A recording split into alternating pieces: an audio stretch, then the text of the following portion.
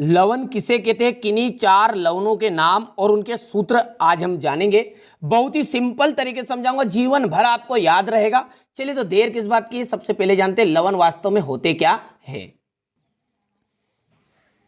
तो देखिए एग्जाम्पल के द्वारा इसे हम समझेंगे, समीकरण के द्वारा समझते हैं, ठीक है, जिससे आपको जीवन भर याद रहेगा। मैंने यहां पर लिया है HCl। क्या लिया है? HCl, जिसे हम कहते हैं अम्ल। क्या कहते हैं? अम्ल, ठीक है। प्लस Na लिया मैंने, Na हो गया है सोडियम। सोडियम जिसे हम क्या कहते हैं? धातु कहते हैं, ठीक है। क्या हो गया भैया? धातु। और अम्ल को जब हम धातु से क्रिया करते हैं या धातु को अम्ल से क्रिया करते हैं, बात बराबर ही है। धातुएं जब अम्लों से क्रिया करती है ना, तो हाइड्रोजन गैस मुक्त करती है, ये सब आप जानते हैं, H2, ठीक है। और ये क्या बन गई? आपकी गैस। समझ में आ रहा है क्या बोली लाइन मैंने? आप बिल्कुल ध्यान से समझिए, लवण ऑटोमेटिकली समझ में आएगा। धातुएं जब अम्लों से क्रिया करती है ना, तो हाइड्रोजन गैस मुक्त करती है और साथ में जो यौगिक बनाती है, कौन सा यौगिक बना है? Na और Cl। और NaCl जो है वास्तव में हम जानते हैं नमक है, और ये एक लवण है, ठीक है। तो लवण क्या है? NaCl, जिसे हम कहते हैं नमक, साल्ट कहते हैं, ठीक है। तो अम्ल या सॉरी धातुएं जब अम्लों से क्रिया करती है तो जो यौगिक बनाते हैं उसे हम कहते हैं लवण, ठीक है। तो सिंपल सी परिभाषा लवण की यदि बात करें तो यहां पर है, ठीक है। ये धातु अम्लों से अभिक्रिया करके जो यौगिक बनाते हैं उन यौगिकों को क्या कहते हैं? लवण कहते हैं, ठीक है भैया। तो ये NaCl क्या हो गया? आपका लवण हो गया। इसका एक और तरीके से आप परिभाषा दे सकते हैं, वो भी बताऊंगा, बिल्कुल बेसिक तरीके से समझाऊंगा, घबराना नहीं है। आपने ये तो अध्याय 3 में पढ़ा है, ठीक है, कक्षा 10वीं में पढ़ा होगा। और लवण जो है अध्याय 2 में भी है। तो अध्याय 2 में आपने देखा होगा कि हमने अम्लों की क्षारकों से क्रिया कराई, ठीक है। किससे क्रिया कराई?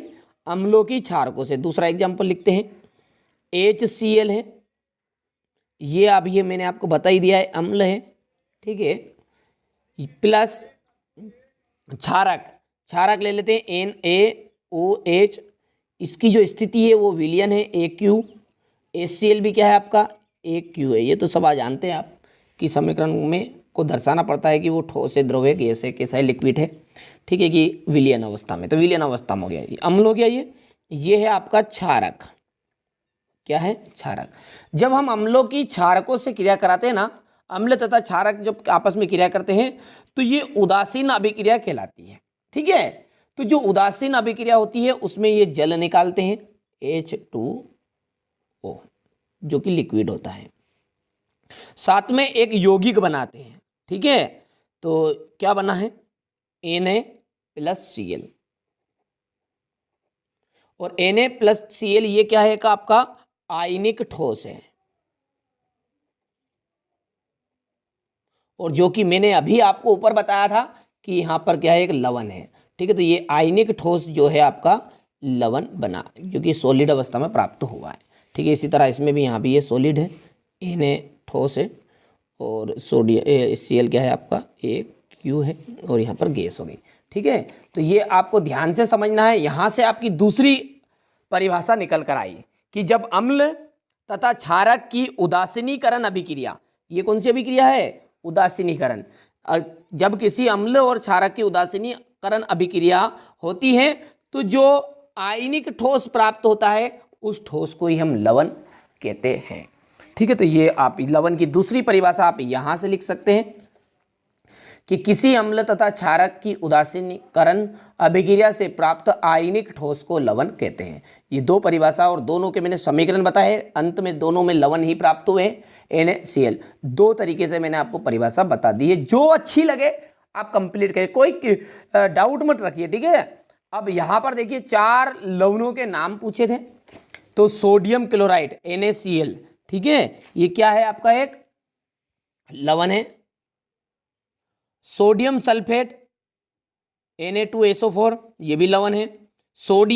पोटेशियम नाइट्रेट K2NO3 और कैल्शियम सल्फेट, इनके सूत्र है, ठीक है, CaSO4। आप बढ़िया से कंप्लीट करें, आपको अच्छे नंबर दिलाना इस चैनल का उद्देश्य है। और इसी आशा के साथ मैं यहाँ वीडियो समाप्त कर रहा हूँ कि आपको लवन से संबंधित बिल्कुल बेसिक से हाई लेवल तक पूरी जानकारी प्राप्त हो चुकी होगी।